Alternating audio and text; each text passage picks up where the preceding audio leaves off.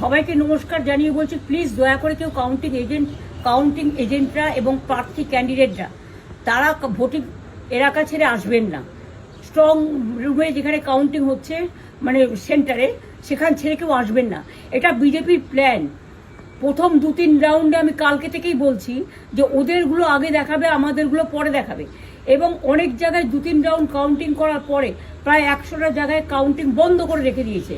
এবং কল্যাণীতে ধরা পড়েছে 7টা মেশিন, যেখানে কোনো মিল নেই।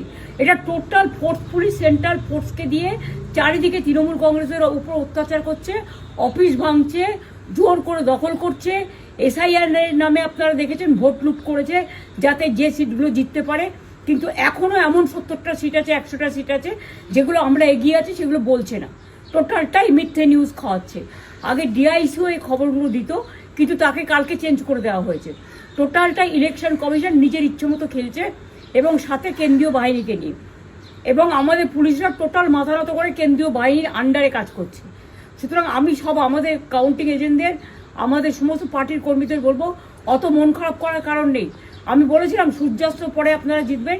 3 রাউন্ড 4 রাউন্ড কাউন্ট হলেও এটা 14 রাউন্ড থেকে 18 রাউন্ড কাউন্ট হয়, তখন আপনারা জিতবেন।